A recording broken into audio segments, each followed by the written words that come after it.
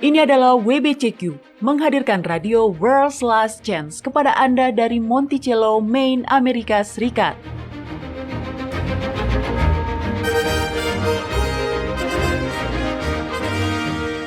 Kerinduan hati dari setiap orang Kristen selama 2000 tahun adalah melihat Sang Juru Selamat kembali dan mendirikan sebuah kerajaan kekal di atas bumi. Peristiwa-peristiwa yang terjadi di dunia mengungkap bahwa hal itu akan segera terjadi. Tetaplah bersama kami untuk belajar cara Anda dapat bersiap secara rohani menghadapi peristiwa-peristiwa akhir zaman. Radio WLC mempersiapkan orang untuk hidup dalam kerajaan Yahwa di bumi yang akan ditegakkan saat Kristus kembali. Mikael dan Yahusua, apakah mereka satu dan merupakan makhluk yang sama? Apakah mereka berteman? Atau apakah keduanya pribadi yang sama, hanya saja dalam bentuk yang berbeda? Halo para pendengar, saya Mario Nugraha dan hari ini Doni Alexander akan memperlihatkan kepada kita bukti-bukti Alkitab yang membuktikan bahwa Yahusua dan Mikael adalah dua makhluk yang berbeda. Dan sekalipun ada di antara para pendengar yang sudah berkeyakinan seperti itu, tetaplah bersama kami. Karena Doni memiliki beberapa bukti Alkitab yang kuat yang mendukung pemahaman ini, yang tentu akan berguna jika Anda membahas topik ini dengan seseorang yang percaya bahwa Mikael dan Yahusua adalah makhluk yang sama. Nah, bagi para pendengar yang tidak setuju dengan pendirian kami, jika Anda percaya bahwa Mikael dan Yahusua adalah satu dan merupakan pribadi yang sama, ketahuilah bahwa kami tidak pernah meminta siapapun untuk mempercayai apapun hanya berdasarkan persetujuan dan atau pemahaman kami. Bukan tugas kami untuk meyakinkan siapapun. Itu adalah pekerjaan Roh Kudus. Jadi para pendengar, silakan ambil pulpen dan kertas dan bersiaplah untuk menuliskan beberapa ayat Alkitab karena apapun yang Anda yakini saat ini, Anda pasti ingin mendalami topik ini sendiri dan dengan demikian Roh Yahwa dapat meyakinkan Anda dan menunjukkan manakah pemahaman yang merupakan kebenaran. Nanti dalam segmen kotak surat, Doni akan menjawab sebuah pertanyaan tentang apakah pantas bagi orang-orang percaya untuk tertawa dan bercanda di tengah-tengah dunia yang sudah genting saat ini. Dan akhirnya, di segmen janji harian kita akan mendengar sebuah kisah nyata yang mengejutkan tentang sebuah badan yang setidaknya pernah kita dengar, serta sebuah janji yang kita semua bisa klaim. Jadi para pendengar, teruslah bersama kami. Program kami hari ini adalah sesuatu yang tidak ingin Anda lewatkan. Baiklah, kepada Doni Alexander, waktu dan tempat disilakan. Anda mau mulai dari mana? Terima kasih. Nah, Anda suka kata-kata Mario, ya kan? Oh ya, saya dulu dikenal memiliki hobi membaca kamus, Doni. Walaupun saya merasa itu bukan sesuatu yang bisa dibanggakan. Baiklah, itu bagus. Oke, bisakah Anda mendefinisikan kata ekstrapolasi untuk saya dan kepada para pendengar? Tentu, ekstrapolasi adalah tindakan Anda memperkirakan dan atau menyimpulkan sesuatu dengan memproyeksikan atau memperluas hal tersebut berdasarkan pada informasi yang sudah Anda ketahui sebelumnya. Jadi tindakan seperti ini bukan hanya menarik kesimpulan dari kabar angin atau membuat asumsi berdasarkan ide-ide yang sudah terbentuk sebelumnya. Bukan. Anda terlebih dahulu sudah harus memiliki serangkaian fakta, dan berdasarkan fakta-fakta itu, Anda menganalisis dan menghasilkan kesimpulan yang Anda harap masuk akal dan konsisten. Anda harap? Benar, yang Anda harap. Begitulah. Apakah ekstrapolasi secara umum adalah benar? Tentu bisa, tapi tidak selalu. Faktanya, saya baru-baru ini membaca sebuah cerita online yang lucu. Ada seorang pria, dia membuat sebuah ekstrapolasi yang sangat masuk akal. Di kampus, dia melihat seorang gadis yang sangat cantik. Gadis itu lincah dan ramah. Dan saat itu, gadis itu sedang berbicara dengan teman-temannya dalam bahasa isyarat. Nah, kondisi ini sedikit menjadi masalah karena dia tidak tahu bahasa isyarat. Tapi dia benar-benar tertarik pada gadis itu. Jadi dia memutuskan untuk belajar bahasa isyarat agar dia bisa berkomunikasi dengannya dan mengajaknya berkencan. Wow, pria itu punya komitmen. Benar, jadi dia menghabiskan sekitar 6 bulan atau lebih untuk belajar bahasa isyarat dengan sangat keras, Doni. Ya. Akhirnya, setelah menghabiskan berjam-jam mempelajari bahasa isyarat tersebut, dengan semua kode dan maksudnya, dia pun merasa telah cukup fasih untuk melakukan percakapan dengan gadis tersebut. Jadi, dia mendekatinya di kampus pada suatu hari dan memperkenalkan dirinya dan mereka pun mulai berbicara. Dalam bahasa isyarat? Iya, tentu saja. Setelah beberapa saat, dia mengundangnya untuk pergi bersamanya. Saya tidak ingat, mungkin ke kafe. Nah, pada saat mereka berjalan melintasi kampus, ada sekelompok kecil siswa yang berjalan ke arah lain dan berpapasan dengan gadis itu. Dan gadis itu mulai berbicara dengan mereka. Dalam bahasa isyarat? Bukan. Dalam bahasa verbal seperti yang kita gunakan saat ini, Doni. Oke. Gadis itu berbalik dan melihat pria itu berdiri di sana. Dia benar-benar ternganga kaget dan gadis itu dengan bahasa isyarat berkata, "Ada apa?" Apa yang salah? Dia bertanya dalam bahasa isyarat kembali. Benar-benar, karena gadis itu juga tidak pernah mendengar pria itu berbicara. Mm-mm. Jadi pria ini pun akhirnya menjelaskan dan dia berbicara dengan suara keras bahwa dia mengira gadis itu tuli karena pada waktu dia melihatnya, dan dia memang hanya satu kali melihatnya. Gadis itu terus berkomunikasi dengan bahasa isyarat pada waktu itu. Ya, jadi apa yang terjadi? Nah, pria ini mengakui bahwa dia telah menghabiskan 6 bulan terakhir ini untuk mengambil kursus kilat berbahasa isyarat dengan tujuan untuk memintanya berkencan. Nah, di mata sang gadis, hal itu adalah tindakan yang sangat manis. Jadi, mereka pun mulai berkencan. Dan pada saat pria itu menulis kisah ini, mereka sudah bertunangan dan menikah 1 bulan kemudian. Ya, saya senang kisah itu berakhir dengan baik untuk mereka. Itu akan menjadi cerita bagi cucu-cucu mereka suatu hari nanti. Tapi ya, itu adalah sebuah ilustrasi sempurna. Bagaimana sebuah ekstrapolasi bisa membuat Anda menyimpang. Dia hanya melihat gadis itu 1 kali. Dan pada saat itu gadis itu selalu berbicara dalam bahasa isyarat. Jadi, dari fakta-fakta yang tersedia, tampaknya masuk akal untuk menyimpulkan bahwa gadis itu tuli. Dan bahwa satu-satunya cara mereka dapat berkomunikasi adalah jika pria itu mempelajari bahasanya. Namun, jelas, kesimpulannya jauh menyimpang. Itulah yang perlu kita waspadai dalam hal memahami rujukan Alkitab tentang Mikael. Apakah logis untuk memperkirakan bahwa penghulu malaikat Mikael adalah Kristus preinkarnasi? Itulah yang diyakini banyak orang Kristen. Iya, dan itulah yang diajarkan di gereja tempat saya tumbuh dewasa juga, Doni. Apakah Anda dibesarkan sebagai saksi Yehova? Tidak, tapi itulah yang diajarkan kepada kami juga. Saya ingat pernah didekati oleh seorang misionaris saksi Yehova. Saya waktu itu baru mengetahui bahwa mereka juga mengajarkan bahwa Mikael adalah wujud prainkarnasi Kristus. Jadi, saya tertarik untuk berbicara dengannya. Bukan untuk menjadi saksi Yehova, tapi saya ingin tahu ayat-ayat Alkitab mana yang membuat mereka berkeyakinan seperti itu. Nah, Anda tahu, di gereja saya, walaupun mereka mengajarkan bahwa Mikael atau malaikat Tuhan adalah merupakan Kristus prainkarnasi, tapi mereka sebenarnya tidak memiliki ayat Alkitab yang mengatakan hal itu. Hanya ada sekelompok cerita perjanjian lama yang merujuk pada Mikael atau malaikat Tuhan, dan gereja hanya semacam memutuskan bahwa setiap kali ada ayat yang merujuk pada Mikael atau malaikat Tuhan, maka ayat itu merujuk pada Kristus prainkarnasi. Mikael adalah Kristus prainkarnasi. Karena kita mengatakan bahwa Mikael adalah Kristus prainkarnasi. Oleh karena itu, Mikael adalah Kristus prainkarnasi.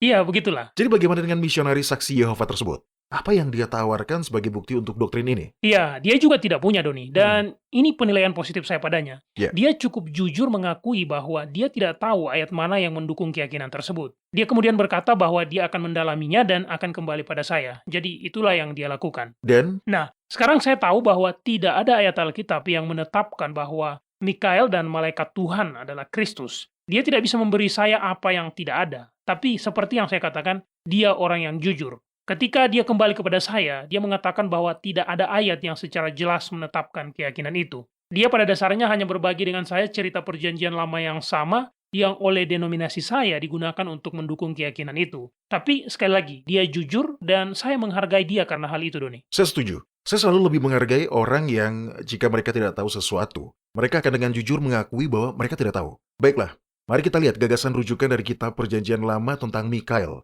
serta berbagai ayat yang menggunakan frasa atau istilah malaikat Tuhan. Dan mari kita periksa mengapa ayat-ayat ini tidak bisa merujuk pada Yahuswa.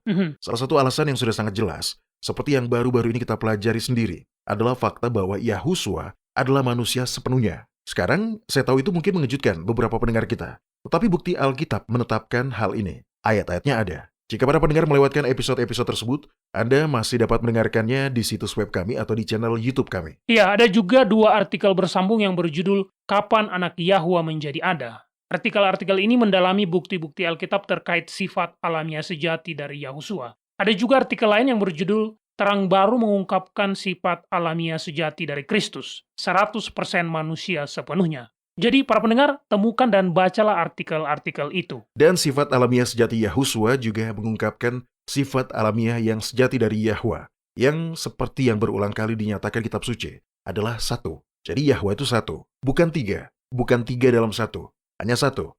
Para pendengar, buktinya ada. Anda hanya perlu mengesampingkan gagasan-gagasan yang sudah Anda pegang sebelumnya dan bersedia mempertimbangkan bukti-bukti baru dengan pikiran terbuka. Itu benar. Mengesampingkan apa yang sudah kita pegang teguh sebelumnya mungkin sulit, tapi ini sangat penting. Anda tidak dapat mempelajari sesuatu yang baru jika Anda dengan keras kepala berpegang teguh pada gagasan-gagasan atau ide-ide yang sudah terbentuk sebelumnya. Ya, itu benar. Tapi ingat para pendengar, Yahuswa berjanji akan mengirim sang penolong untuk apa? Memimpin kita ke dalam seluruh kebenaran. Benar. untuk memimpin kita ke dalam seluruh kebenaran. Para pendengar, saat Anda mempertimbangkan gagasan-gagasan yang baru, Anda tidak akan dipaksa atau disesatkan untuk meyakini sesuatu yang bertentangan dengan hati nurani Anda. Ketakutan seperti itu adalah gagasan setan. Setan mencoba menakut-nakuti kita agar kita tidak mempertimbangkan sesuatu yang berbeda dari apa yang sudah kita yakini sebelumnya.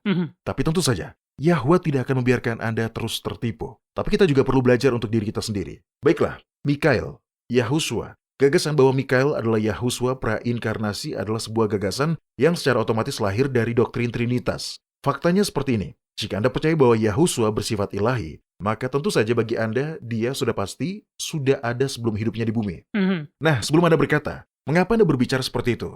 Mengapa Anda mengatakan bahwa Yahusua tidak ilahi? Para pendengar, kita bisa mengetahui dari studi Alkitab yang seksama bahwa gagasan Yahusua itu bersifat ilahi adalah sebuah gagasan yang baru. Itu adalah sebuah gagasan yang baru muncul di kemudian hari. Gagasan seperti itu tidak ada dalam kitab suci. Itu sama seperti doktrin Trinitas yang juga tidak ada dalam kitab suci. Benar, dan bagi para pendengar yang berkata, tapi bagaimana dengan kitab 1 Yohanes pasal 5 ayat 7 yang mengatakan bahwa Bapa, Firman, dan Roh adalah satu? Nah, para pendengar, ketahuilah bahwa ayat itu barulah ditambahkan ke dalam manuskrip Alkitab pada abad pertengahan lebih dari 1000 tahun setelah Kristus. Oke Doni, maaf, silakan dilanjutkan. Ya, tidak masalah. Itu penting untuk diketahui. Terima kasih. Faktanya adalah bahwa jika Anda menerima ajaran salah bahwa Yahusua itu bersifat ilahi, maka secara otomatis, sebagai pengembangannya, Anda harus menerima bahwa dia juga memiliki praeksistensi sebelum masa hidupnya di bumi. Dan jika Anda menerima bahwa dia memiliki praeksistensi, maka adalah logis untuk memperkirakan bahwa Mikael dan malaikat Tuhan adalah sama-sama merujuk pada Kristus yang telah ada sebelumnya.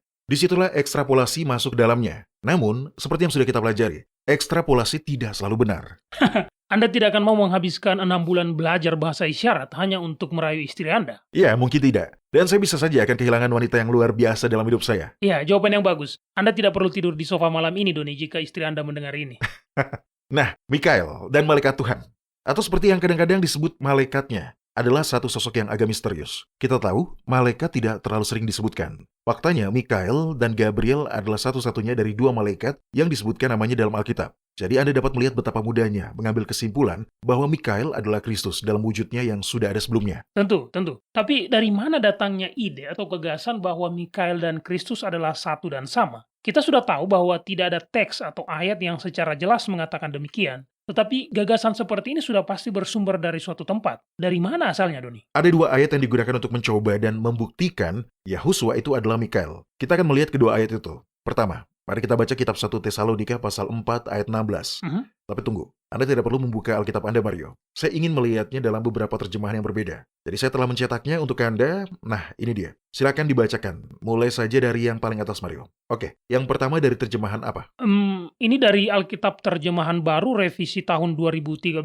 Ini adalah versi yang digunakan para saksi Yehova, ya kan? Iya. Oke, di sini dikatakan, sebab Tuhan sendiri akan turun dari sorga dengan sebuah tanda dan dengan sebuah seruan pemimpin malaikat dan diiringi bunyi sangkakala Tuhan, dan mereka yang mati dalam Kristus akan lebih dahulu bangkit. Jadi jika Anda berpikir bahwa Yahusua memiliki praeksistensi dalam wujud malaikat, maka Anda dapat melihat mengapa Anda bisa memaksakan makna itu pada ayat ini. Anda bisa berasumsi bahwa ayat ini mengatakan bahwa Yahusua akan turun dari surga sambil berseru seperti seorang penghulu malaikat. Ya, tentu. Kebanyakan terjemahan pada dasarnya mengatakan hal yang sama. Tolong bacakan terjemahan berikutnya, Mario. Ini adalah versi internasional baru.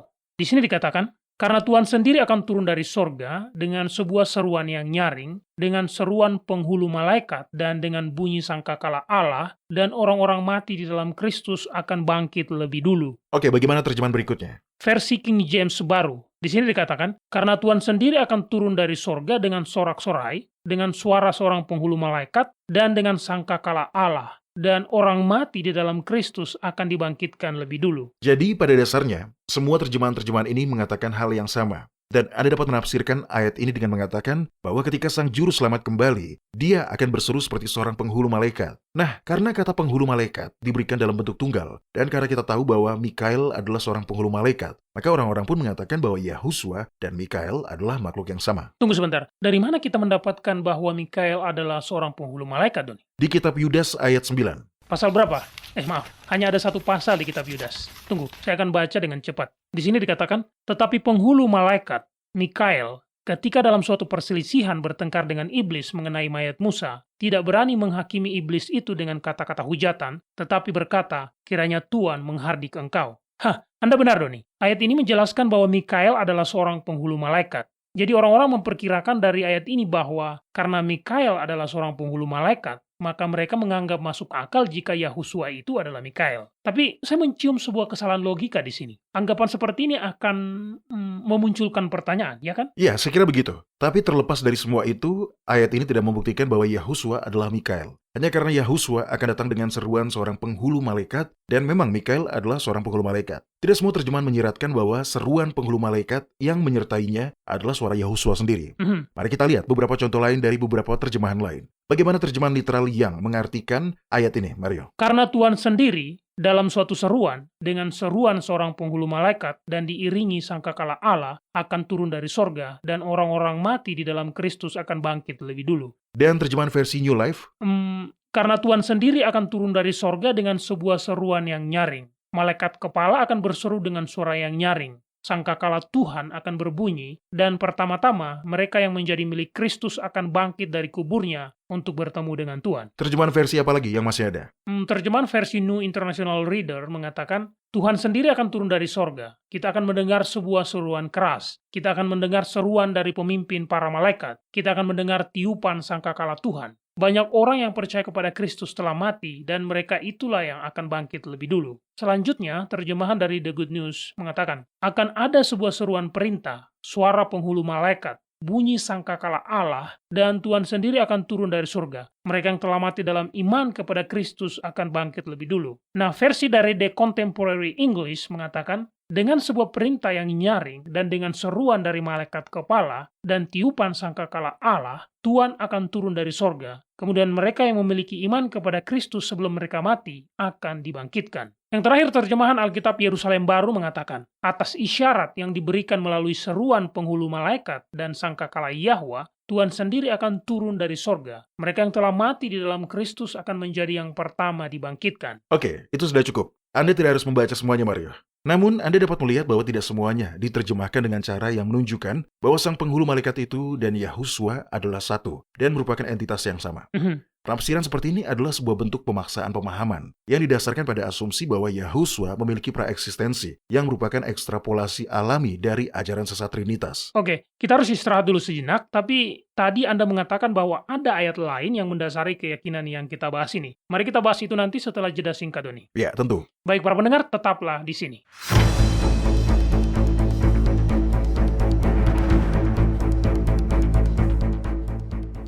Anda mendengarkan radio World's Last Chance di WBCQ yang mengudara pada gelombang 31 meter di frekuensi 9330 kHz. Radio World's Last Chance mempersiapkan orang untuk menyambut Sang Juru Selamat yang segera kembali.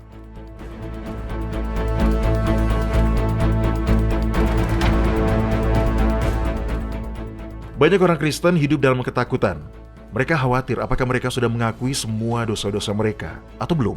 Mereka takut karena mereka mungkin sudah berbuat terlalu banyak dosa atau sudah terlalu lama berada di dalam dosa. Mereka takut pada iblis dan kuasanya. Dan di atas itu semua, mereka hidup dalam ketakutan akan datangnya masa kesengsaraan besar, yaitu masa kesusahan di akhir sejarah bumi. Dan jujur saja, hal seperti ini sangat bisa dimengerti. Zaman tidak akan berakhir dan Sang Juru Selamat belum akan kembali sebelum beberapa peristiwa yang cukup mengerikan terjadi terlebih dahulu. Kabar baiknya adalah Bapa mengendalikan semuanya. Dia telah menetapkan sebuah aturan keterlibatan dan Dia tidak akan membiarkan setan melanggarnya. Aturan keterlibatan ini melindungi orang-orang dari kuasa, kebohongan, dan tipu daya setan. Anda tidak perlu takut akan masa depan. Kitab suci memberitahu kita bahwa Yahwa senang dengan keadilan. Anda dapat mempercayai Dia untuk menjaga Anda tetap aman dan mengungkapkan kepada Anda apa yang perlu Anda ketahui untuk melewati hari-hari mendatang. Untuk belajar lebih lanjut, carilah episode radio kami yang sudah ditayangkan yang berjudul Dua Saksi Yahwa. Anda tidak perlu takut akan masa depan, karena Yahwa yang memegang kendali. Dengarkan episode yang berjudul Dua Saksi Yahwa di worldslastchance.com. Anda juga dapat mendengarkannya di channel YouTube kami. Dan kami kembali para pendengar. Jadi, Doni, Dari mana ayat lain yang tadi Anda katakan telah digunakan juga untuk mengekstrapolasi dalam usaha untuk membuktikan bahwa Yahusua dan Mikael adalah makhluk yang sama? Nah, ada beberapa ayat dalam kitab Daniel. Dan karena ayat-ayatnya tersebar, jadi saya mencetaknya di sini, Mario. Oke. Ayat-ayat ini dari kitab Daniel pasal 10, ayat 13 dan ayat 21. Dan dari kitab Daniel pasal 12, ayat 1. Silakan baca 3 ayat itu. Ayat-ayat ini adalah versi terjemahan Alkitab tahun 2013 yang juga digunakan oleh para saksi Yehova. Oke, ayat 13 mengatakan, pemimpin kerajaan orang Persia berdiri 21 hari lamanya menentang aku, tetapi kemudian Mikael, salah seorang dari pemimpin-pemimpin terkemuka, datang menolong aku, dan aku meninggalkan dia di sana berhadapan dengan raja-raja orang Persia. Dan ayat 21, Namun demikian, aku akan memberitahukan kepadamu apa yang tercantum dalam kitab kebenaran. Tidak ada satupun yang berdiri di pihakku dengan tetap hati melawan mereka, kecuali Mikael, pemimpinmu itu. dan ayat 1 dari kitab Daniel pasal 12. Pada waktu itu juga akan muncul Mikael, pemimpin besar itu, yang akan mendampingi anak-anak bangsamu, dan akan ada suatu waktu kesesakan yang besar, seperti yang belum pernah terjadi sejak ada bangsa-bangsa sampai pada waktu itu. Tetapi pada waktu itu bangsamu akan terluput, yakni barang siapa yang didapati namanya tertulis dalam kitab itu. Jadi di sini kita memiliki 3 referensi tentang Mikael dan dengan jelas dinyatakan bahwa dia adalah sesosok makhluk yang sangat penting. Ya, tapi tidak ada indikasi di sini yang menetapkan bahwa Mikael adalah Yahusua, Doni. Ayat-ayat ini hanya menyebut nama Mikael, dan ini tidak berarti bahwa dia sama dengan Kristus. Tidak. Dan faktanya, ketika Anda melihat ayat-ayat ini dengan seksama, ayat-ayat ini justru membuktikan sebaliknya. Ambil Alkitab Anda, Mario, dan mari kita kembali ke kitab Daniel pasal 10. Alkitab Anda itu terjemahan versi apa? Ini terjemahan baru juga. Oke, bagus. Kitab Daniel pasal 10 ini memperlihatkan kepada kita sekilas pandang sebuah kisah di balik layar yang menarik. Pada titik ini, Daniel sudah tua. Babel sebagai sebuah kerajaan sudah tidak ada lagi. Ini adalah tahun ketiga pemerintahan Kores dari Persia. Daniel mendapat sebuah penglihatan dan dia memahaminya. Tapi dia kesal, karena nubuatan itu sangat panjang. Jadi dia mulai berpuasa dan berdoa. Dia berpuasa bukan dengan tidak makan sama sekali, tetapi dia berpuasa dengan hanya memakan makanan sederhana. Dan sambil berpuasa dengan metode itu, dia juga berdoa, menurut ayat 3, selama 3 minggu penuh. Kemudian pada suatu hari, saat dia sedang berjalan-jalan di tepi sungai Tigris, dia melihat penampakan seorang malaikat. Ayat 5 dan 6 menggambarkan makhluk yang berkilau dan mulia ini. Mari kita baca sekarang apa yang dia katakan. Ayat 12 sampai 14. Silakan Mario. Lalu katanya kepadaku, janganlah takut Daniel, sebab telah didengarkan perkataanmu sejak hari pertama engkau berniat untuk mendapat pengertian dan untuk merendahkan dirimu di hadapan Elohimmu. Dan aku datang oleh karena perkataanmu itu. Pemimpin kerajaan orang Persia berdiri 21 hari lamanya menentang aku. Tetapi kemudian Mikael, salah seorang dari pemimpin-pemimpin terkemuka, datang menolong aku, dan aku meninggalkan dia di sana berhadapan dengan raja-raja orang Persia. Lalu aku datang untuk membuat engkau mengerti apa yang akan terjadi pada bangsamu pada hari-hari yang terakhir, sebab penglihatan ini juga mengenai hari-hari itu. Ini adalah sebuah pengungkapan yang benar-benar menarik tentang apa yang terjadi di balik layar dalam perang antara yang baik dan yang jahat. Malaikat ini, yang kemungkinan besar adalah Gabriel, dia adalah malaikat pemberita nubuat, dan sudah pernah diutus kepada Daniel sebelumnya. Dia memberitahu Daniel bahwa sejak hari pertama dia mulai berdoa, doanya telah didengar, dan dia telah diutus kepada Daniel. Tapi sesuatu terjadi. Apa itu? Ayat 13. Tetapi pemimpin kerajaan orang Persia berdiri 21 hari lamanya menentang aku. Tetapi kemudian Mikael, salah seorang dari pemimpin-pemimpin terkemuka, datang menolong aku, dan aku meninggalkan dia di sana berhadapan dengan raja-raja orang Persia. Jadi pemimpin kerajaan orang Persia itu menahan malaikat itu selama 3 minggu. Pemimpin kerajaan Persia itu, apakah yang dimaksud adalah Kores? Atau anaknya? Atau salah satu dari para malaikat jahat? Ya, sejujurnya saya tidak tahu, Mario. Saya pernah mendengar orang-orang mengartikannya seperti itu. Tetapi bagaimanapun wujudnya, seorang manusia dengan keras kepala menentang kehendak Yahwa, atau seorang malaikat jahat yang sikapnya mengharuskan Mikael datang dan memberikan kekuatan, kuasa, dan pengaruhnya kepada malaikat pembawa pesan nubuatan ini dan membantunya sehingga dia dapat melanjutkan perjalanannya kepada Daniel. Oke, dari sebuah kisah yang menarik ini, apa pesan yang disampaikan kepada kita tentang Mikael? Ya, dia sangat kuat. Dia adalah malaikat spesial dengan kekuatan dan pengaruh yang lebih besar dari para malaikat rata-rata. Ya, tentu. Tetapi apakah dia begitu jauh di atas semua malaikat lain sehingga dia dapat dianggap sebagai Kristus prainkarnasi? Perhatikan ayat 13, bahwa Mikael digambarkan sebagai salah seorang dari pemimpin-pemimpin terkemuka. Dia adalah seorang penghulu utama. Ya, tapi dia hanya salah satu dari mereka. Jadi dalam pengertian itu dia tidak unik. Oke, dan sangat menarik juga saya perhatikan bahwa Mikael digambarkan sebagai seorang pemimpin terkemuka. sama seperti pemimpin dari kerajaan Persia itu. Dan itu menunjukkan bahwa sosok yang menahan malaikat pembawa pesan nubuatan itu adalah seorang malaikat jahat, Doni. Ya, sangat mungkin begitu. Tapi terlepas dari itu, hal penting yang perlu dilihat di sini adalah bahwa Mikael tidak unik seperti yang Anda harapkan jika dia adalah Allah anak yang bersifat ilahi dalam bentuk prainkarnasinya. Ya, itu benar. Oke, turun ke bawah dan baca ayat 20 dan ayat 21. Ayat ini juga menyebutkan Mikael. Malaikat pembawa pesan nubuatan tadi mengakhiri pesannya di ayat ini kepada Daniel. Mari kita lihat apa yang dia katakan. Lalu katanya, tahukah engkau mengapa aku datang kepadamu? Sebentar lagi aku kembali untuk berperang dengan pemimpin orang Persia, dan sesudah aku selesai dengan dia, maka pemimpin orang Yunani akan datang. Namun demikian, aku akan memberitahukan kepadamu apa yang tercantum dalam kitab kebenaran. Tidak ada satupun yang berdiri di pihakku dengan tetap hati melawan mereka, kecuali Mikael pemimpinmu itu. Oke, Mikael pemimpinmu. Orang-orang menyarankan bahwa ayat ini adalah sebuah singgungan terhadap fakta bahwa Kristus adalah juru selamat umat manusia. Tapi kita tidak bisa melupakan fakta bahwa hanya beberapa ayat sebelumnya, Mikael dengan jelas dinyatakan lebih rendah, dan dinyatakan sebagai salah satu dari pemimpin utama. Jadi sekali lagi, Mikael tidak memiliki sifat yang sepenuhnya unik yang dapat Anda harapkan dari bentuk prainkarnasi Allah anak. Oke Mario, mari kita baca referensi terakhir tentang Mikael dalam kitab Daniel sekarang. Kitab Daniel pasal 12 ayat 1. Pada waktu itu juga akan muncul Mikael, pemimpin besar itu, yang akan mendampingi anak-anak bangsamu, dan akan ada suatu waktu kesesakan yang besar, seperti yang belum pernah terjadi sejak ada bangsa-bangsa sampai pada waktu itu. Tetapi pada waktu itu, bangsamu akan terluput, yakni barang siapa yang didapati namanya tertulis dalam kitab itu. Jadi, tidak diragukan lagi, Mikael adalah sesosok makhluk yang sangat penting, kuat, dan suci. Tetapi sekali lagi, tidak ada apapun di sini yang bahkan mengisyaratkan bahwa dia bersifat ilahi, atau bisa menjadi Kristus prainkarnasi. Hanya karena dia akan berdiri mendampingi anak-anak bangsamu. Tidak berarti bahwa dia adalah Yahusua prainkarnasi. Ya, itu benar. Kitab Matius pasal 18 berkata, "Ingatlah, jangan menganggap rendah seorang dari anak-anak kecil ini, karena aku berkata kepadamu, ada malaikat mereka di sorga yang selalu memandang wajah Bapakku yang di sorga." Jadi, hanya karena malaikat bekerja sama dengan manusia, itu tidak berarti bahwa mereka semua ilahi. Sebenarnya ada bukti Alkitab yang sangat bagus bahwa tidak ada malaikat yang bisa menjadi prainkarnasi Kristus. Dan Mikael jelas adalah seorang malaikat. Dia tentu adalah seorang penghulu malaikat. Tapi dia tetaplah seorang malaikat. Mari kita beralih ke pasal pertama dari kitab Ibrani. Tolong bacakan 3 ayat pertama, Mario. Penulis kitab Ibrani menulis sebuah paragraf dengan kalimat yang panjang ini. Jadi meskipun kita hanya akan melihat ayat 3, mari kita baca dari ayat pertama untuk dapat memahami konteksnya. Oke. Setelah pada zaman dahulu, Yahwa berulang kali dan dalam berbagai cara berbicara kepada nenek moyang kita dengan perantaraan nabi-nabi, maka pada zaman akhir ini, dia telah berbicara kepada kita dengan perantaraan anaknya, yang telah dia tetapkan sebagai yang berhak menerima segala yang ada. Oleh dia, Yahwa telah menjadikan dunia. Dia adalah cahaya kemuliaan Yahwa dan gambar wujud Yahwa, dan menopang segala yang ada dengan firman-Nya yang penuh kekuasaan. Dan setelah dia selesai mengadakan penyucian dosa, dia duduk di sebelah kanan yang maha besar, di tempat yang tinggi. Oke, Doni. Apakah saya perlu membaca ayat selanjutnya? Tidak, tunggu dulu. Kita akan baca nanti. Oke. Baiklah, ayat ini jelas berbicara tentang Yahusua. Setelah dia menyucikan dosa-dosa kita dengan mati di kayu salib, dia duduk di sebelah kanan yang maha besar, di tempat yang tinggi. Jelas, itu adalah kedudukan yang begitu tinggi, ya kan?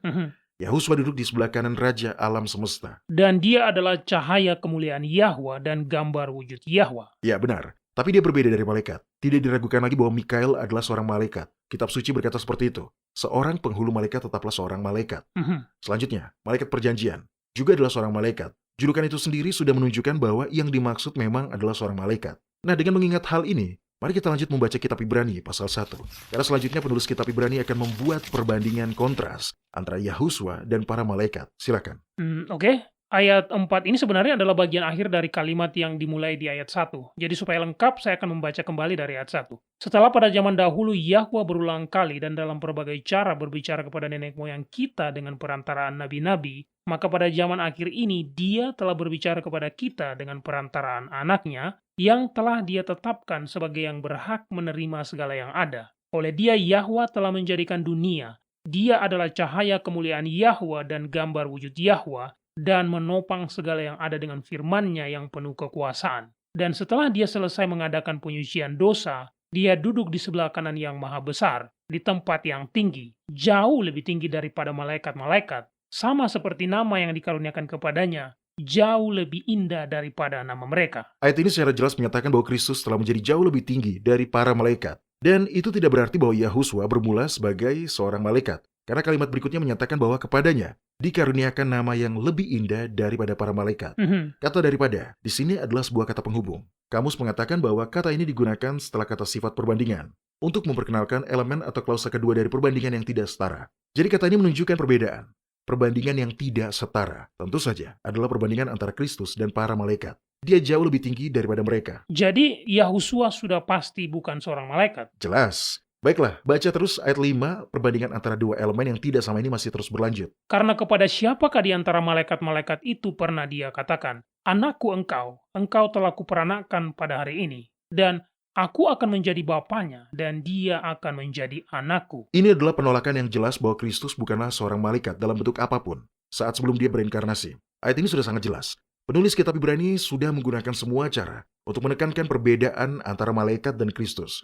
Dia berkata, kepada siapakah di antara malaikat-malaikat itu pernah dia berkata? Dan kesimpulannya jelas, Yahuswa bukan dan tidak pernah menjadi malaikat atau berada dalam bentuk malaikat.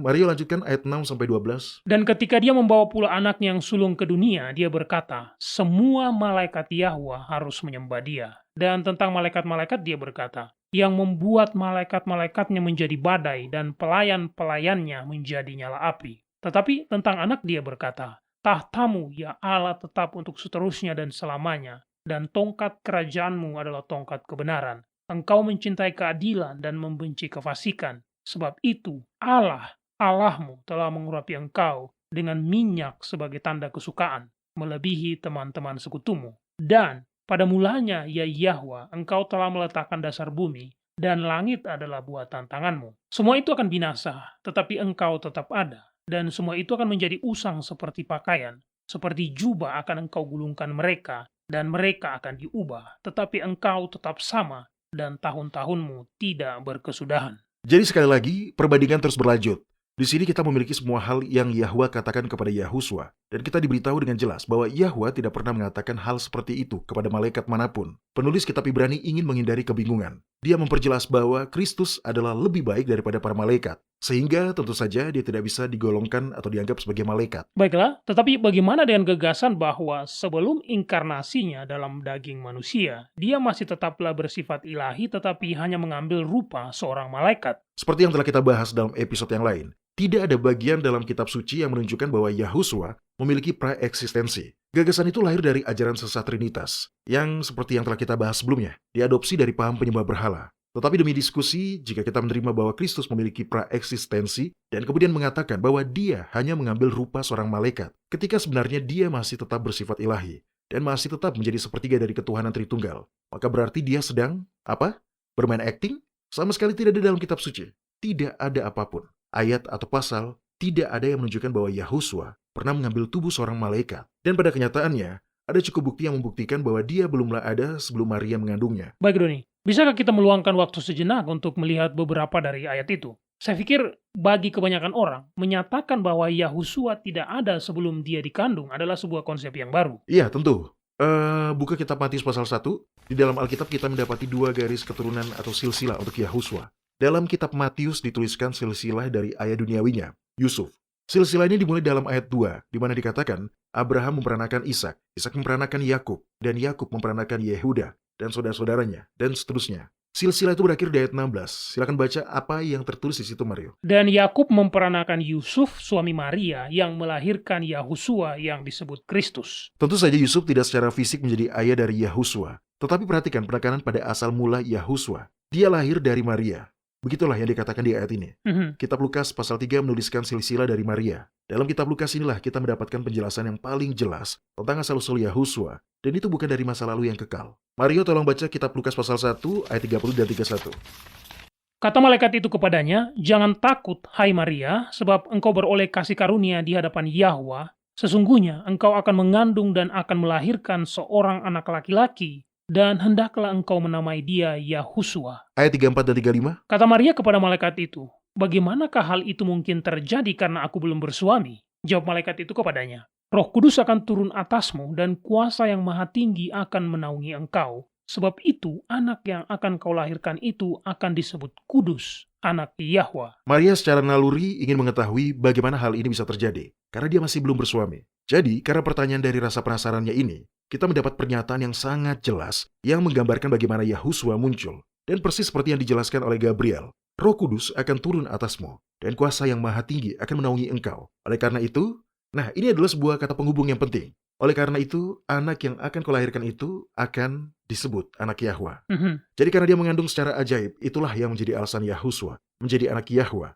Dia bukan Allah anak. Dia tidak ilahi dan tidak pernah ada sebelumnya. Ya tentu, jika Kristus benar-benar memiliki keberadaan prainkarnasi, disinilah waktu yang tepat di mana Anda akan berharap hal itu dinyatakan. Tapi ya, ternyata tidak. Oke, sekarang beralih ke topik sebelumnya. Para saksi Yehova memiliki sebuah buku yang berjudul Penalaran dari Kitab Suci. Saya punya salinannya di sini. Pada halaman 218 dan 219 terdapat kutipan yang ingin saya bacakan. Di sini dikatakan, jadi bukti yang mengindikasikan bahwa anak Yahwa dikenal sebagai Mikael sebelum dia datang ke bumi, dan dikenal juga dengan nama itu sejak dia kembali ke surga, di mana dia tinggal sebagai roh anak Yahwa yang telah dimuliakan. Di situ dikatakan bukti yang mengindikasikan. Apa buktinya? Apakah mereka menyebutkan ayat atau bagian Alkitab yang dengan aktual menyatakan itu? Ya, tidak. Mereka hanya seakan berkata, percayalah saja pada kata-kata saya. Dan cara seperti itu tidak pernah bisa menjadi landasan untuk membangun sebuah doktrin.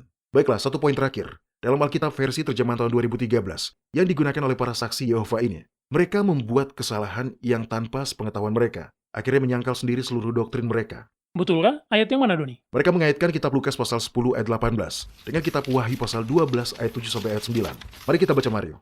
Kitab Lukas pasal 10 ayat 18 mengatakan, lalu kata Yahusua kepada mereka, aku melihat iblis jatuh seperti kilat dari langit. Nah, disinilah ayat ini seperti berkaitan. Mereka pun menggunakan ayat ini untuk merujuk secara silang ke kitab Wahyu pasal 12 ayat 7 sampai 9. Mari kita baca. Maka timbullah peperangan di sorga, Mikael dan malaikat-malaikatnya berperang melawan naga itu, dan naga itu dibantu oleh malaikat-malaikatnya, tetapi mereka tidak dapat bertahan. Mereka tidak mendapat tempat lagi di sorga, dan naga besar itu, si ular tua yang disebut iblis atau setan yang menyesatkan seluruh dunia, dilemparkan ke bawah.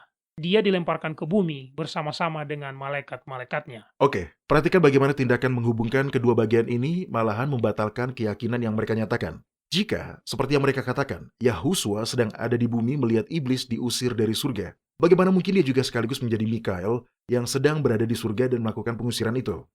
Itu poin yang bagus. Anda tidak bisa sedang berada di surga berperang dengan iblis, lalu kemudian berada di bumi pada saat yang sama untuk menyaksikan hal itu terjadi. Sangat penting bagi kita untuk menguji dengan ayat-ayat kitab suci semua keyakinan-keyakinan kita, dan memastikan bahwa doktrin-doktrin kita sudah konsisten dengan semua ayat-ayat kitab suci. Ya, itu benar. Kebenaran tidak bertentangan dengan dirinya sendiri. Kebenaran itu selalu konsisten. Baik para pendengar, jangan kemana-mana. Saat kami kembali, Doni akan menjawab pertanyaan tentang perilaku seperti apa yang pantas dilakukan oleh orang-orang Kristen. Tetaplah bersama kami.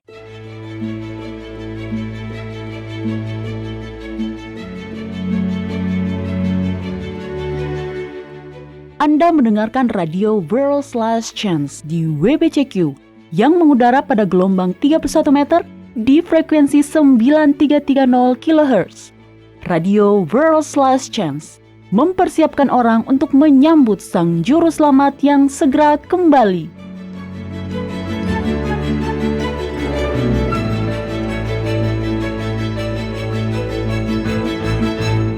Jadi dari mana datangnya pertanyaan dalam kotak surat harian kita pada hari ini, Mario? Dari Australia.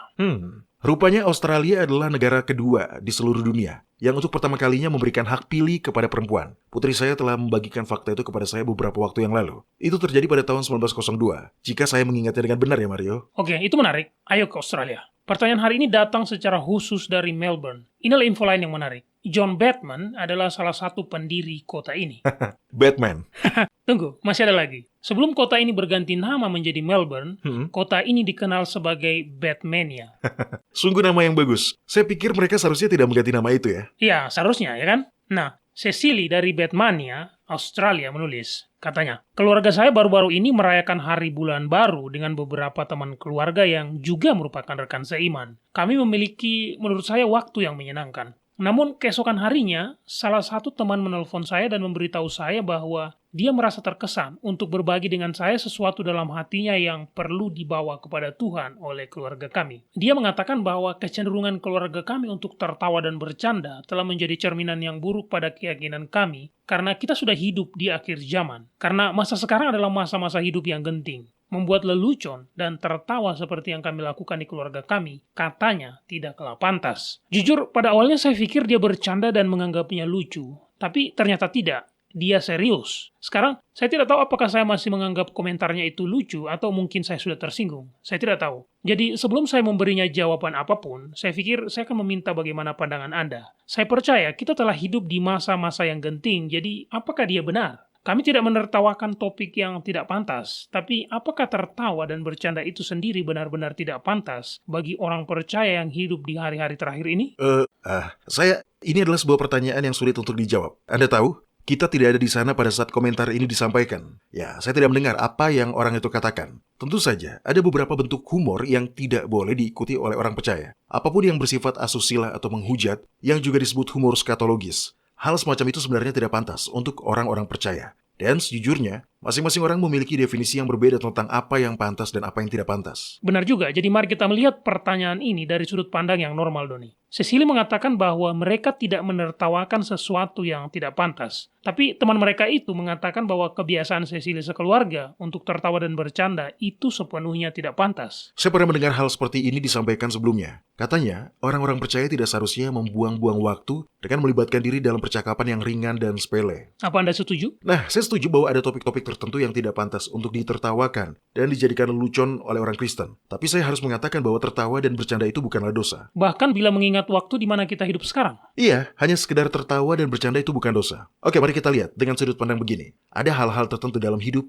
yang karena berbagai alasan membuat ketagihan. Misalnya, apa yang menyebabkan seseorang kecanduan rokok?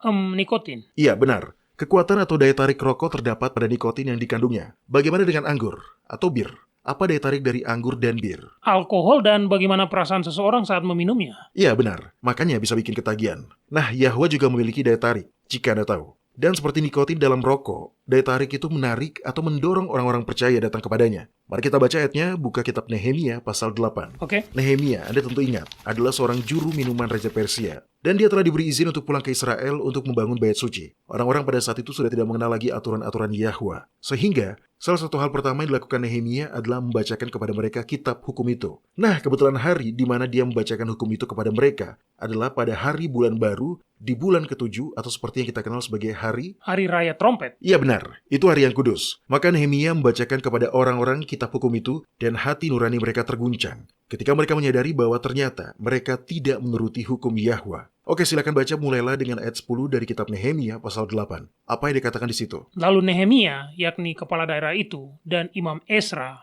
ahli kitab itu, dan orang-orang Lewi yang mengajar orang-orang itu, berkata kepada mereka semuanya, "Hari ini adalah kudus bagi Yahwa Elohimmu. Jangan kamu berduka cita dan menangis, karena semua orang itu menangis ketika mendengar kalimat-kalimat Taurat itu." Jadi Anda dapat mengatakan bahwa kehikmatan hari raya tersebut, kesadaran serius tentang bagaimana mereka telah menghina Yahwa adalah alasan yang menyebabkan orang-orang menangis. Dan orang-orang Kristen hari ini, ketika mereka memandang kekudusan Yahwa, memiliki kesadaran yang sama. Jadi apakah Nehemia memuji orang-orang atas reaksi dari rasa patah hati yang mereka rasakan? Baca ayat 11. Lalu berkatalah dia kepada mereka, "Pergilah kamu, makanlah sedap-sedapan dan minumlah minuman manis dan kirimlah sebagian kepada mereka yang tidak sedia apa-apa, karena hari ini adalah kudus bagi Tuhan kita. Jangan kamu bersusah hati, sebab sukacita karena Yahwa itulah kekuatanmu." Silakan baca sampai akhir bagian itu, ayat 12 dan 13. Juga orang-orang Lewi menyuruh semua orang itu supaya diam dengan kata-kata, "Tenanglah, hari ini adalah kudus. Jangan kamu bersusah hati." Maka pergilah semua orang itu untuk makan dan minum, untuk berbagi-bagi makanan dan berpesta ria,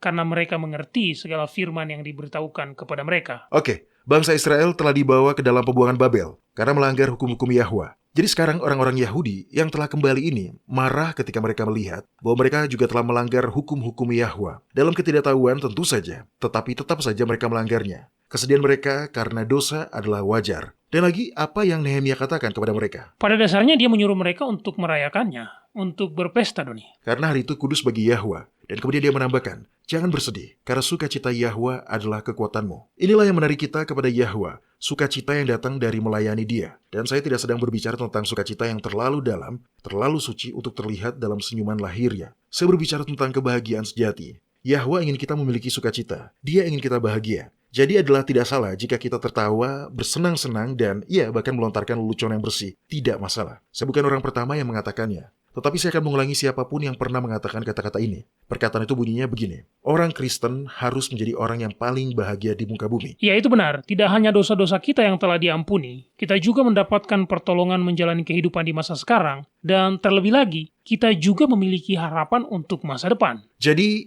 sukacita, kebahagiaan, tawa, dan bahkan candaan adalah wajar untuk orang-orang yang berbahagia. Karena kekuatan kita berasal dari sukacita, karena Yahwa. Sekarang saya ingin membahas hal lain yang telah saya saksikan berulang kali. Dan itu adalah kecenderungan untuk mencari-cari kesalahan pada rekan-rekan seiman kita. Saya pikir ini sebenarnya bisa jadi dimulai dari niat yang baik. Tetapi jika kita dapat memahami dari mana sikap seperti ini muncul, kita dapat menjaga diri kita sendiri. Mengapa Anda berkata bahwa mencari-cari kesalahan orang lain dimulai dari niat yang baik? Seingat saya dalam kitab Wahyu, pasal berapa ya? Sepertinya di pasal 7 yang berbicara tentang 12.000 orang yang dimateraikan dari setiap suku. Nah, ada satu suku baru yang muncul di situ, suku Yusuf.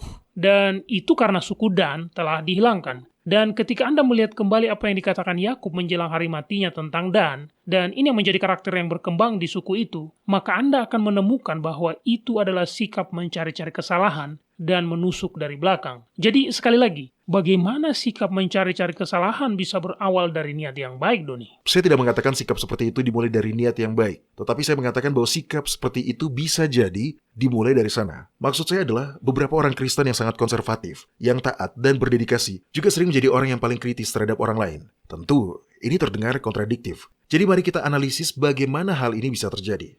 Orang-orang Kristen yang tulus, saleh, dan berdedikasi seringkali memiliki pandangan yang paling jelas dan pemahaman yang paling dalam tentang kekudusan Yahwa. Ketika mereka melihat standar kekudusannya yang tinggi, mereka juga melihat dengan jelas kekurangan diri mereka sendiri. Nah, karena adalah tidak menyenangkan untuk hanya melihat kegagalan dan kekurangan diri pribadi, maka setan pun masuk dan mengalihkan perhatian mereka. Dan cara dia melakukannya adalah dengan mengarahkan perhatian mereka kepada rekan-rekan seiman. Oh, katanya, kamu merasa bersalah karena ini atau karena itu. Nah, lihat itu Pak Anu yang tinggal di sana. Dia bahkan lebih buruk dari kamu, karena dia melakukannya lebih banyak. Lihatlah ibu ini dan ibu itu. Dia begitu duniawi karena dia berpakaian seperti ini, atau seperti itu. Jadi, dengan membandingkan diri kita dengan orang lain, setan membuat kita menilai diri kita sendiri sebagai orang yang lebih baik dari orang lain. Iya, betul. Dan itu mengalihkan pandangan kita dari Kristus. Sehingga di waktu yang sama, kita membusungkan dada kita dengan kesombongan rohani. Ini adalah sebuah jebakan yang nyata. Sekarang, kita tidak tahu keadaan seperti apa saja yang telah membuat saudari di dalam Kristus ini merasa sepertinya dia harus menghubungi Cecily dan memprotesnya. Tegur dia, kritik dia. Karena mereka tertawa dan bercanda. Tapi Mario dan para pendengar, saya tidak mau berspekulasi. Berspekulasi mengenai motif orang lain adalah sebuah jebakan yang dengan mudah kita dapat jatuh ke dalamnya. Yang dengan cepat juga akan menuntun kita untuk mulai mencari-cari kesalahan. Tapi untuk alasan apapun, dia merasa perlu berbagi kritiknya dengan Cecily. Yang nampaknya sudah jelas, dia merasa kepahitan. Teman ini sedang tidak melakukan pekerjaan Kristus saat dia mencari-cari kesalahan pada saudara seiman yang lain. Mario, tolong buka kitab Wahyu pasal 12. Di sini Yohanes diberi penglihatan tentang peperangan di surga, di mana Mikael dan para malaikatnya berperang melawan naga itu dan para malaikatnya. Dan naga itu, yang di ayat 9 disebut juga sebagai setan, dikalahkan, dan dia serta para malaikatnya dilemparkan ke bumi. Sekarang bacalah ayat 10, apa yang dikatakan di situ. Dan aku mendengar suara yang nyaring di sorga berkata, sekarang telah tiba keselamatan dan kuasa dan pemerintahan Eloa kita, dan kekuasaan dia yang diurapinya, karena telah dilemparkan ke bawah pendakwa saudara-saudara kita, yang mendakwa mereka siang dan malam di hadapan Eloa kita. Setan adalah pendakwa saudara-saudara kita. Dan ketika kita mencari-cari kesalahan, mengkritik, dan mendakwa saudara dan saudari kita di dalam Kristus, kita ikut bergabung dengan setan dalam melakukan pekerjaannya. Kristus adalah contoh orang yang ingin Anda temui. Dia adalah pribadi yang sangat pengasih, baik hati, tidak menghakimi, dan dia menerima orang lain. Dan faktanya, karena karakter seperti itulah yang menjadi salah satu alasan orang Farisi mencari-cari kesalahannya. Dan jika kita ingin menjadi sama seperti Kristus, kita akan bersikap sama dengan dia. Apa yang dia katakan kepada wanita yang telah tertangkap basah berzina? Aku pun tidak menghukum engkau. Orang-orang Farisi tidak menyukai Kristus, karena dia menerima orang-orang yang mereka tolak. Seandainya saja Kristus menyendiri dan mencari-cari kesalahan, maka mereka pasti akan menerimanya. Tetapi dia tidak seperti itu. Dia menyambut setiap orang yang datang kepadanya, karena seperti itulah Yahwa. Dan jika kita ingin menjadi seperti Bapa, jika kita ingin mencerminkan gambarnya kepada dunia, kita tidak akan melakukannya dengan berkeliling dan menjatuhkan atau mengkritik orang lain. Ya, pernahkah Anda memperhatikan bahwa hal yang sering dikritik adalah kegagalan seseorang untuk memenuhi standar yang ditetapkan sendiri oleh orang lain? Bukan berdasarkan standar Alkitab, tetapi berdasarkan pada sesuatu yang menurut pendapat kita sendiri perlu kita lakukan untuk hidup menurut standar Alkitab. Ya, saya sudah melihat fenomena itu terjadi. Lagi-lagi hal seperti itu adalah paham Farisi. Pada kenyataannya, persyaratan Alkitab sangat sederhana. Coba buka saja di kitab Mika, pasal 6 ayat 8. Oh, saya sudah hafal ayat itu, Doni. Dalam keluarga kami, ayat ini dijadikan lagu rohani. Ayat itu berkata, "Hai manusia, telah diberitahukan kepadamu apa yang baik, dan apakah yang dituntut Yahwa daripadamu, selain berlaku adil, mencintai kesetiaan, dan hidup dengan rendah hati di hadapan Elohimmu." Kita tidak mencintai belas kasihan dan kita tidak berjalan dengan rendah hati ketika kita menjatuhkan orang lain karena tidak memenuhi aturan yang kita buat sendiri. Ingat, menurut kitab Yohanes pasal 16, adalah tugas Roh Kudus untuk menginsafkan seseorang akan dosa. Itu pekerjaannya, bukan tugas kita. Tugas kita adalah melakukan keadilan, menunjukkan belas kasih, dan berjalan dengan rendah hati di hadapan Yahwa. Benar, terima kasih Doni. Saya sudah melihat sendiri betapa seringnya orang-orang Kristen konservatif menjadi orang yang paling kritis terhadap orang lain, dan jawaban ini sangat membantu menjelaskan psikologi di baliknya. Dan Anda benar, bukan tugas kita untuk menghukum orang lain atas kegagalan mereka. Sekali lagi, jawaban ini membantu untuk menempatkan semuanya ke dalam sudut pandang yang benar. Terima kasih Cecily untuk pertanyaan yang bagus ini. Para pendengar, jika Anda memiliki pertanyaan, komentar, atau permintaan doa, kunjungi situs web kami dan klik hubungi kami. Sekali lagi, klik hubungi kami di worldslastchance.com.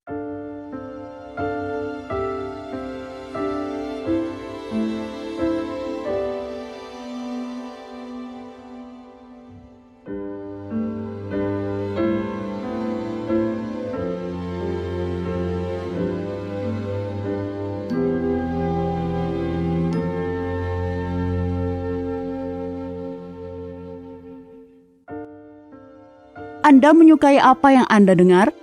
Kunjungi situs kami di worldslastchance.com untuk mendengarkan episode-episode lain dari program radio kami. Radio World's Last Chance mempersiapkan orang untuk menyambut Sang Juru Selamat yang segera kembali.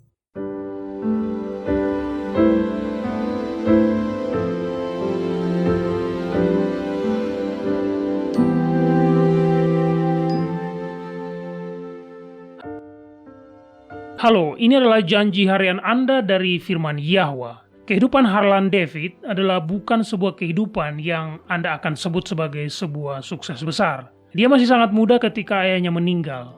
Keluarganya tidak kaya dan saat itu adalah tahun-tahun yang sangat sulit. Di usianya yang baru 6 tahun, anak laki-laki itu harus bertanggung jawab atas adik-adiknya, sementara ibunya bekerja untuk menghidupi keluarga di sebuah pabrik pengalengan tomat. Ibu mereka sering pergi selama berhari-hari, meninggalkan anak-anak untuk mencari makanan agar mereka dapat bertahan hidup. Sebagai seorang pemuda, Harlan menjalani berbagai pekerjaan, dari buruh tani hingga menjadi petugas pompa bensin. Terkadang dia bekerja sambilan juga sebagai tukang bengkel mobil jalanan dan juga berbagai mesin uap. Dia bahkan juga bekerja sambilan sebagai penjual asuransi selama beberapa waktu.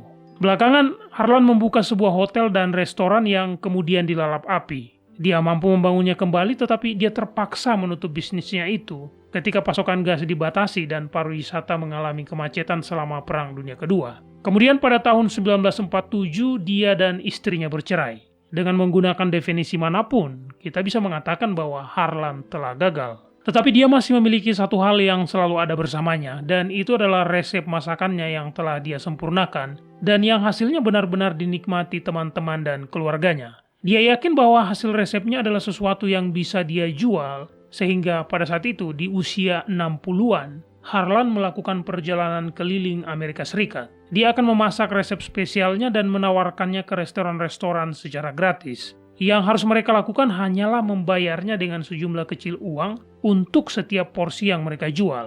Hari ini, kita menyebut bisnis seperti ini bisnis waralaba. Tetapi pada saat itu, bisnis seperti ini adalah sebuah ide baru dan revolusioner. Dan itu tentu saja tidak terlalu populer.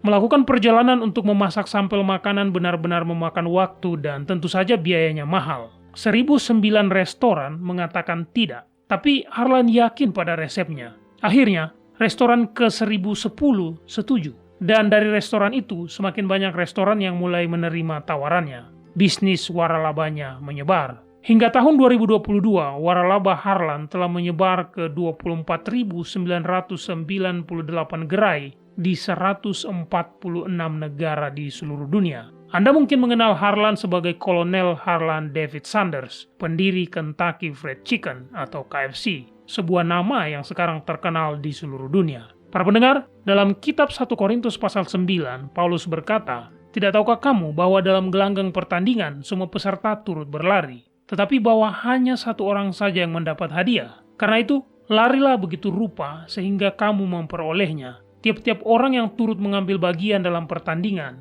menguasai dirinya dalam segala hal. Mereka berbuat demikian untuk memperoleh suatu mahkota yang fana, tetapi kita untuk memperoleh suatu mahkota yang abadi." Kitab Ibrani pasal 12 ayat 1 dan 2 mengatakan, "Karena kita mempunyai banyak saksi, bagaikan awan yang mengelilingi kita, marilah kita menanggalkan semua beban dan dosa yang begitu merintangi kita, dan berlomba dengan tekun dalam perlombaan yang diwajibkan bagi kita. Marilah kita melakukannya dengan mata yang tertuju kepada Yahusua, yang memimpin kita dalam iman dan yang membawa iman itu kepada kesempurnaan, yang dengan mengabaikan kehinaan, tekun memikul salib, ganti sukacita yang disediakan bagi Dia, yang sekarang duduk di sebelah kanan tahta Yahwa. Kepada kita telah diberikan janji-janji yang besar dan berharga, majulah dan mulailah mengaminkannya."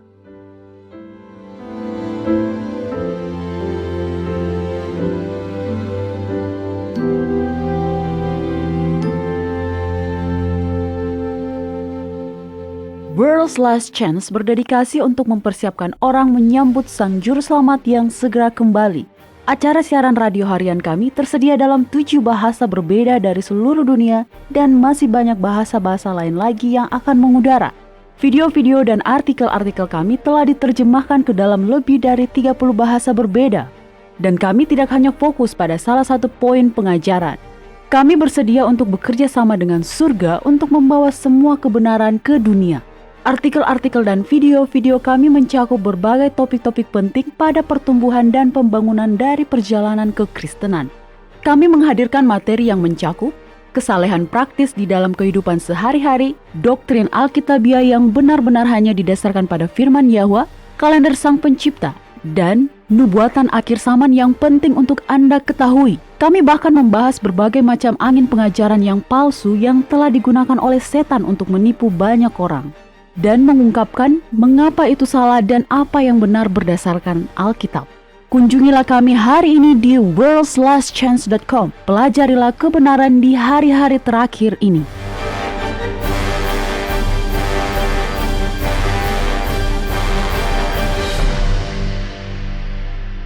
Nah, ini adalah sebuah diskusi yang menarik. Terima kasih Doni. Saya pikir menurut pendapat saya pribadi, kita perlu menggarisbawahi pentingnya mendasarkan setiap dan bahkan semua doktrin pada kitab suci, serta memastikan bahwa keyakinan-keyakinan kita sudah konsisten dengan semua terang yang telah dinyatakan atau diungkap. Kita tidak boleh tinggal dalam kesalahan hanya karena kita telah mewarisinya. Iya, itu benar. Saya jadi teringat pada sebuah perikop dalam kitab Perjanjian Lama yang mengatakan, "Engkau akan membangun reruntuhan yang sudah berabad-abad dan akan memperbaiki dasar yang diletakkan oleh banyak keturunan. Engkau akan disebutkan yang memperbaiki tembok yang tembus, yang membetulkan jalan supaya tempat itu dapat dihuni."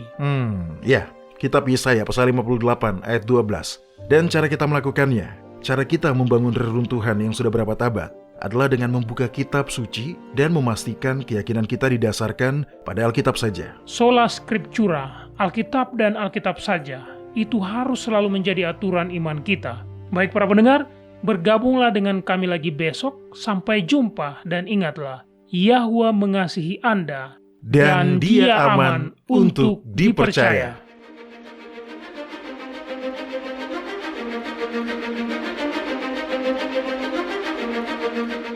Anda baru saja mendengarkan radio WLC.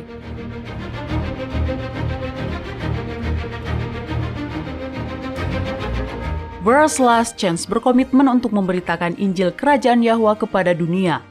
Nubuatan dan peristiwa-peristiwa terbaru mengindikasikan bahwa Sang Juru Selamat sudah akan kembali dalam waktu yang tidak lama lagi.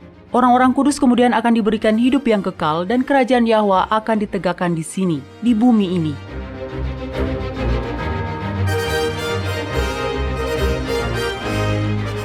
Tidak ada waktu yang bisa disia-siakan. Terimalah anugerah keselamatan hari ini dan izinkan Yahwa menyelimuti Anda dengan kebenaran Kristus.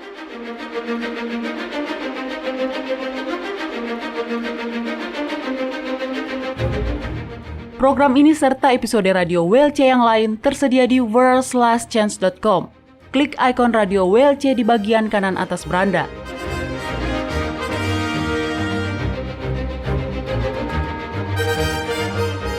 Bergabunglah kembali bersama kami besok untuk menerima berbagai pesan kebenaran lain di WBCQ yang mengudara pada gelombang 31 meter di frekuensi 9330 kHz.